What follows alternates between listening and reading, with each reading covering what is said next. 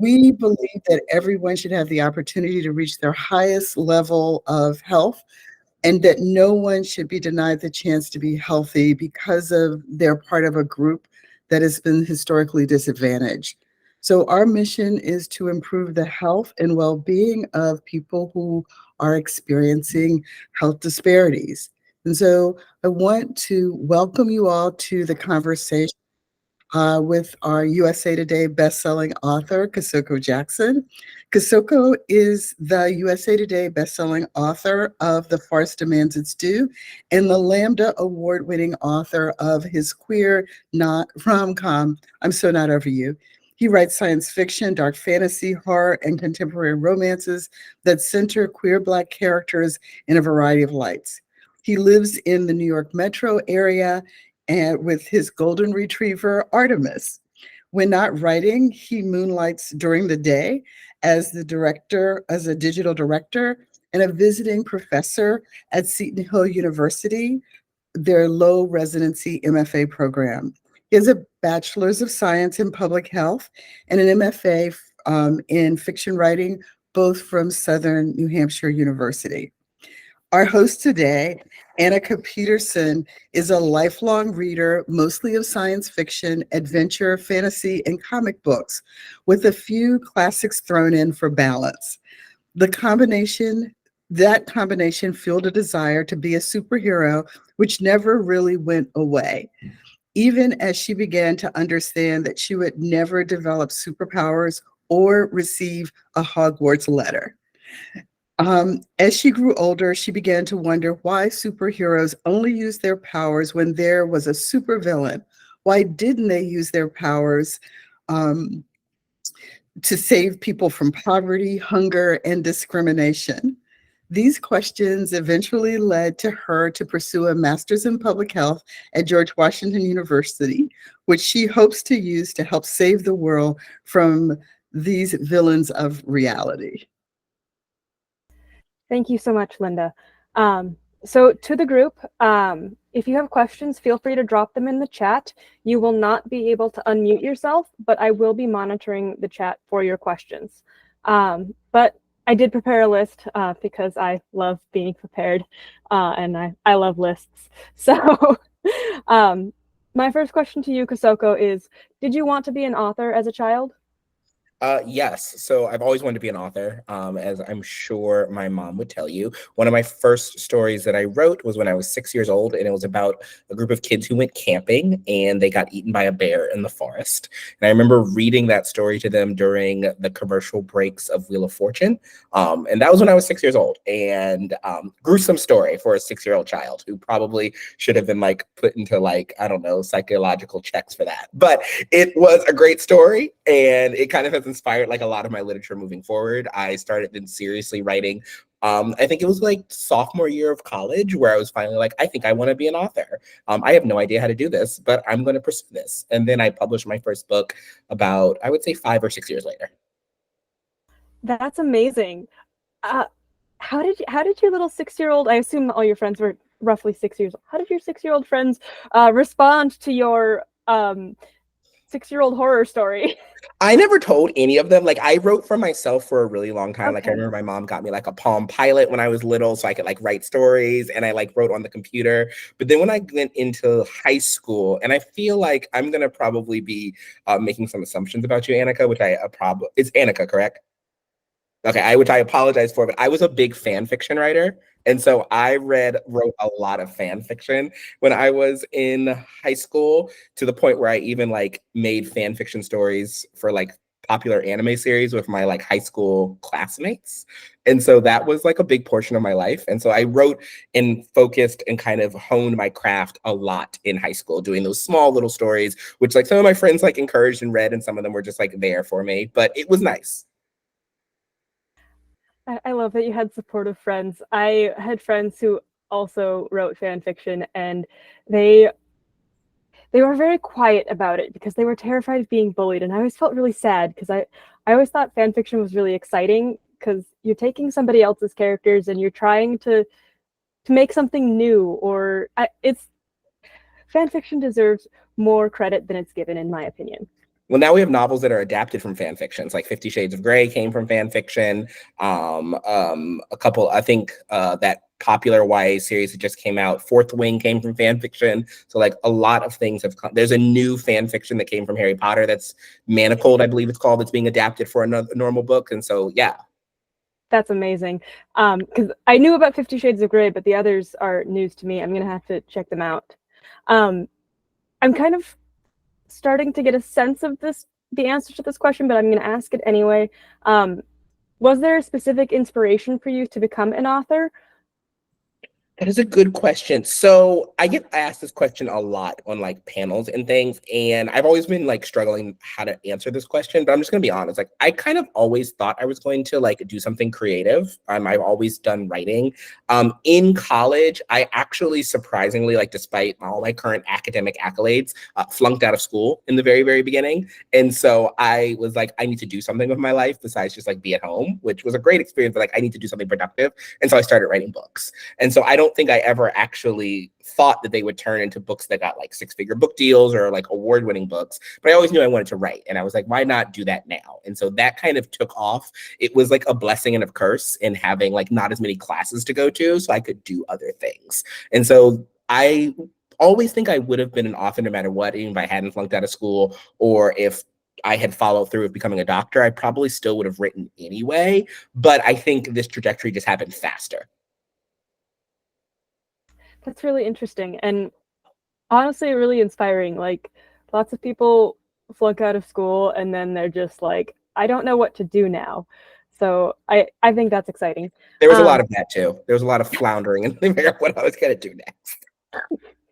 Well, there has to be some of that, right? Right. Otherwise, are you even alive? No, you're not. All right. So what's your favorite part of being a writer? Ooh, that is a good question. I think my favorite part is like the first time I come up with like a book. So every writer gets inspiration in different ways. Some people like who have children get inspiration from their kids. Some get inspiration from their jobs. I watch a lot of movies. So I try to watch about 100 movies a year in theaters. And so I know, yep, that's the face I usually get when I say that. I never really hit the goal. I usually get closer to like 85, 75, 85. But I get a lot of inspiration from like, oh, this is something that was done really, really cool in a movie. Or this is something I didn't like that was done in a movie. And that kind of like gotcha moment where like something clicks in a movie and it inspires like a whole world or a whole character or a whole arc is like very, very fun. If I'm with my friends or my significant other and we're like watching a movie and that happens, they can usually see on my face where I zone out a little bit. And it's like that moment where the book can be anything, where it's the possibilities are endless, the stories are endless, the successes and the triumphs of like publishing don't really matter. It's just the book as a shiny idea is probably the most fun part of the process to me. And then you got to actually write the book, which is the most boring part. I love that. So this is kind of a silly follow-up question, but how do you track your movie goal? Like, how do you know that you only see 80 to 85 movies in theaters in a year? So multiple ways. So I have a Letterbox account, which is like the movie version of Goodreads. So I track that privately through that. And then I also have, so I subscribe to AMC Stubbs A-List, which allows me to see 3 movies a week and that keeps a track. And then I also have, because you love to be prepared, I love to have systems. I also have a spreadsheet that like tracks my movies also, so I can like have little notes about them. So I have like 3 different systems going at once, and I'm usually yelling about them on Twitter constantly, so I can usually go back and look at my feed too. I love every part of that. That's awesome. So now kind of moving from writing into reading, I guess maybe my first question should be, do you have a similar goal of reading 100 books a year? And if so, what sort of books do you read? So embarrassingly enough, I do not read enough. So by not read enough, I probably read like 3 to 5 books a year. Partially that's because I work a full-time job and I try not to read while I'm writing also because it distracts me. If I'm writing fantasy or science fiction, which are some of my favorite genres, I try not to read in that genre so I don't get influenced by it. So when I'm writing in many different genres, it kind of slashes away what I can read. So 5 books is aggressive goal for me for reading, but I read a lot of partial books. So I read a lot of like the first 30 to 100 pages of a book because I need to figure out something. So if I know I'm writing a book that has multiple point of views, I'll usually source my friends or like my large bookshelf, which has so many books that I'm never going to read. And I'll be like, I know this book has like 5 different point of views. So how did they do it successfully? So I'll read like the first 3 to 5 chapters to figure that out. And then I'm like, I got what I wanted. And then I'll close it. And so there's a lot of books on my bookshelf that are like 1/3 of the way read. But when I do read, it's typically, I read everything fiction based. I've gotten more into like epic fantasy a lot lately. I am reading a book called The City of Dusk right now, which has 7 point of views. And it's like a very slow read, but it's interesting to like expand my reading genre. I used to read a lot of epic fantasy when I was a kid and I kind of stopped, but that's like currently what I'm into right now. And horror. I'm always into horror books. You read my mind because my follow-up question was going to be, what's your favorite genre to read? But we know that now. So in a very similar vein, though, what is your favorite genre to write? Ooh, so that truly depends. Right now, my favorite genre is fantasy. I'm working on a fantasy novel right now, so that's currently my favorite genre. But I write everything. I've written historical fiction, I've written science fiction, I've written fantasy, I've written contemporary fiction. I'm very lucky that I have an agent who lets me write what I want. Not every book agent lets you do that. Some believe you should stay in a category until you have success, and then you can move on to another category. I'm sure a lot of your favorite authors probably write in the same vein, a lot of the same types of work, and that's because of it. It's easier to build a following that way. I've never been someone who kind of like sticks for something for multiple like years. So I'm very lucky that I have an agent that lets me bounce around. So probably for the next 2 or 3 years, my interest will be fantasy. It might jump to something else in like 2027.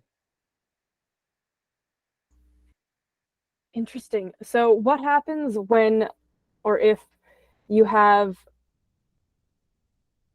a book, you have been contracted to write a book, and it's in the genre you're really into at that time, but then something happens where that genre, it's just not working for you anymore? A lot of things can happen, which is funny because I just actually had a situation like that. You either finish the contract because you've been paid by the publisher and you don't want to burn that bridge, or if you're lucky enough and the situations allow it, you can pay the money back and you can kind of like void the contract. That's like a worst case scenario, and it's usually multiple agreed upon issues happened. Typically, I can stay interested in a genre for long enough to finish a book, and then I would just abandon that genre and move on to something else. But if you absolutely have to, you can void a contract. It's just frowned upon in our community. That makes a lot of sense. Do you have a sense of how long it typically takes you to write a book? I assume that varies depending on how long the book is supposed to be, but in an ideal situation, when all the stars align and the book is something that I love and I have it all planned out, I can write a book in 3 months. And it's a pretty good book in 3 months. Yeah, I can write my debut rom-com I wrote in about 3 months. I think I was assigned the contract in April and I finished it by September. So 4 months about that. So I can do a book from start to finish in about 3 to 4 months. With life, job, and everything, sometimes it can take 1.5 years to write a book. I would say the average author who's working only on their books full time usually takes about 5 to 6 months to write a book, if that's the only thing you're doing. Writing a book in 8, 9 months is not unheard of. That's typically from start to finish. If you think about it, if books are roughly 80,000 words. So if you have 8 months, that's 10,000 words a month. That's not that much. 10,000 words a month is about 50 pages a month. That basically means that you write like 1.25 pages a day, which is about 350 words a day. That makes sense. So while you're writing, do you write the whole novel and then submit it, or do you submit chunks of it at a time to get feedback, and then do you have to edit? How does that process work? So there's many ways that you can like sell a book. So I sell books on what's called proposals. That basically means I write about 60 to 100 pages of the book, and then we send it off to editors. And it's basically like, here is the beginning of the book. Here's what we promise it will be. Do you want to buy this book on a proposal?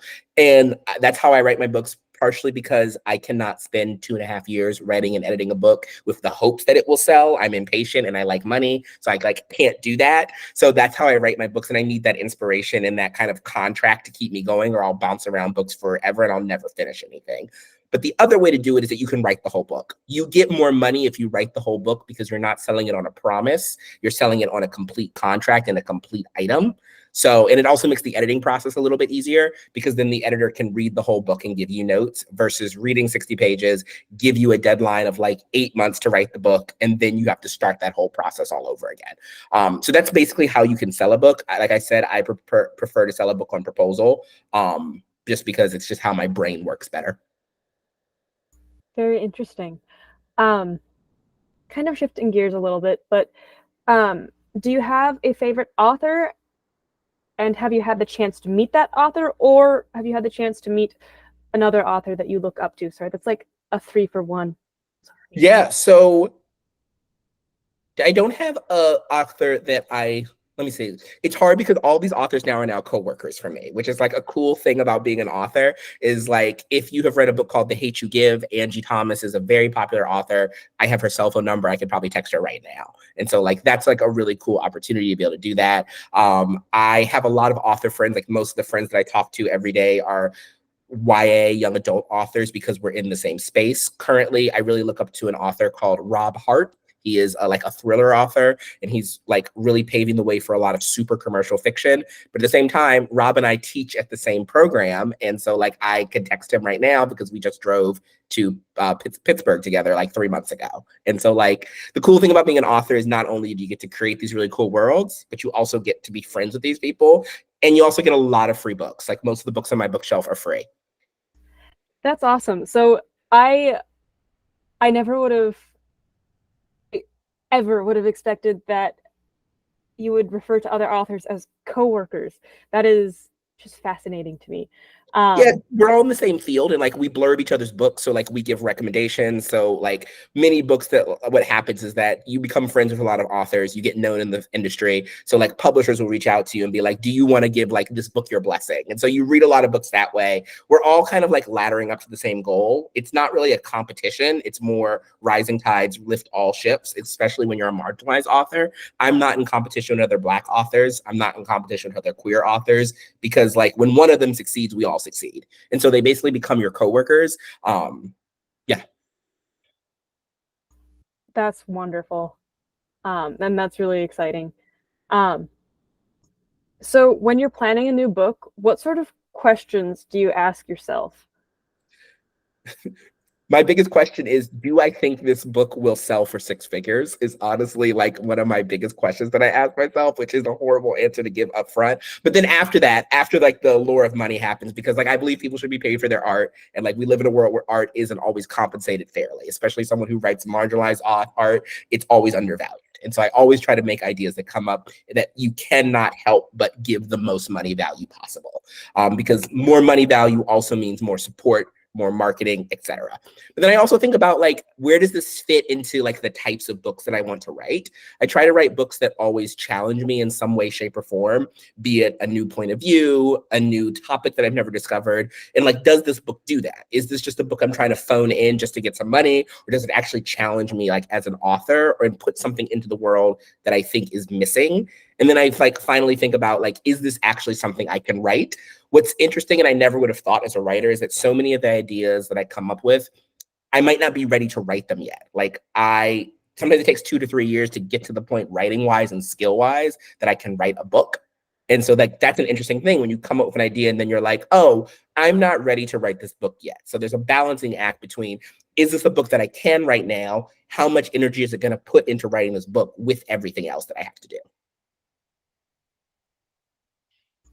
Interesting. Oh, I had a follow-up question. Well, oh, so when you're starting to think to yourself, okay, what kind of money is this book going to make me? Which is a totally valid question. Like that's, I think, the smartest question you could possibly ask, honestly, because it, like, art is so undervalued so often, it's painful. But when you are coming up with an idea, how do you do, I guess I'm going to call it market research. So do you look into like how many people exist in this population that I anticipate being interested in this topic? That's a good question. So I do some research. So marketing doesn't really fall under an author, at least it shouldn't. Like that's why you go traditional publishing. So you have a house support. That's why I publish books under Penguin Random House or these other imprints so that I don't have to do the marketing. But I do think about what other types of books out there are written like this book. So for example, when it comes to like a book topic, if I want to write a book that's about, I don't know, some girl who like gets kidnapped and gets like inducted into like a fairy court or something and has to like fight to like help free the kingdom. There are thousands upon thousands of books like that. So what am I writing that's going to make it stand out? On the flip side, if a book is too stand out and too weird, then there might not be enough marketing and enough of like comparisons that houses can use to say, these books have sold like this, so this is roughly how we think. Most books fall under a very, very niche category, most successful books, as it's like this book, but different. So a very popular book that came out about 5 or 6 years ago is called Children of Blood and Bone. It's basically about a girl in an African nation who uses the powers of the Orishas to help take back her kingdom. It is basically like every single other fantasy book, but told through African mythology. That's like every book, but different. So that's like kind of what we try to come up with to be successful authors, is that like this, but different. And so market research really is like finding that sweet spot. Sometimes your book is just so typical that there's no way to really make it different, and that's okay. Sometimes just having a queer main character in a book makes it different. But sometimes you have books that are just so out there that you just have to like run with it. Like Everything Everywhere All at Once, the movie that won the Oscars last year, was such a wild premise. There's nothing else like it, and yet it was still successful. And sometimes you just have to gamble. That's really interesting. There's a question in the chat that, so how has the writing field become, I'm going to reword this a little bit, Amber, sorry. So have you noticed any differences or challenges that have come up with the advent of AI? Good question. So a little bit. So publishers have like started to use AI, at least from what we know. I believe that publishers have been using AI without our knowledge, but publishers are starting to use AI to do things like create market copy for the books, to start to create like questions and such for like publishers, and like when you're going on like sales tours and things like that without our knowledge, which is not great because it's using our work to feed AI. And there has been a lot more books trying to get published by using AI. The good news is that you're working with writers and you're working with people who have been marketing and selling books for years. So they're starting to be able to very easily tell, better than other industries, when a book is AI created. And they're pretty good at like saying no to that, or like figuring out like, you used AI to create this book. I think that AI is one of those tools that is going to inevitably infiltrate the book community. How we do it and whether we accept it, or if we accept it in certain ways, is going to be interesting. I don't think there's a way to prevent AI from being involved. That beast has already been let out of its cage. But I do think there are ways to make it work for us, instead of taking away the most fun part, which is the creative part, and getting rid of like the editing, maybe coming up with like market comps, things like that, that AI should be used for. That makes a lot of sense. Oh, Ramunde, is that correct? Is joining us from Kenya. That's amazing. Thank you for being here. Oh, wow. Thanks. So this next question is a little bit different, but what's the best money you ever spent as a writer and as a reader, or as a reader, I guess? Ooh, good question. As a writer, I think the best money I've ever spent was that I bought a publicist for my last book, and it like helped to like alleviate a lot of the issues. Like publishing is not perfect. Like publicists in publishing are very overworked. They have to be in charge of like 20 different books, and every single book wants to hit the New York Times bestseller list. And so like it's an impossible, thankless job. So like taking some of that over and like taking it into my own hands has been like super, super helpful. As for me, the best thing I spent as a reader, that's an interesting question. I think that probably the best thing I ever did spend as a reader was actually, I'm actually not sure how to answer that question. Oh, I know what it is.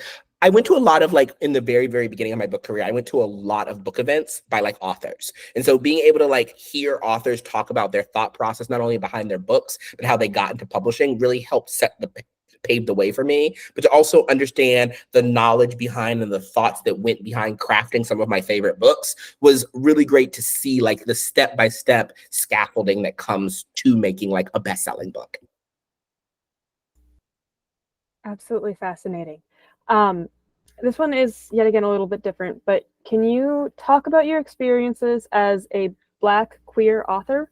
Of course. So I think it's a double-edged sword. So like being a Black queer author constantly means that like there is a level of you always have to be better than white straight authors because you're not given as many chances as white straight authors. Books that have bombed by like a white straight author where they then get another six-figure advance, I'm not given those same opportunities because they really are like, you were our one golden horse and you failed. And so like there's like a really much of a sense of like stress that comes from always having to be as successful as I can. But flip side, which is incredibly negative, is that I am a very successful Black queer author. I am the one that a lot of houses will go to when they like want to have a Black queer author. So I am given a little bit more leeway than others. And there are few of us who have gotten there. There are others who are more successful than me who have that safety net. But what that also means is that I always am conscious about what space am I taking and how much energy I'm putting to a book because there's other queer authors, other Black authors who are not given the same seat at the table. So to constantly be thinking about how can I make seats at the table is something that I think about all the time. Am I taking space? Am I not taking space? And that's a great thing. I work in racial justice, so I think about that a lot. But at the same time, it's exhausting to have every single like creative choice that I try to do, think whether it's going to help or harm the community. But that's just something you have to do when you write for kids, especially when you write for marginalized kids. That's an incredibly wow,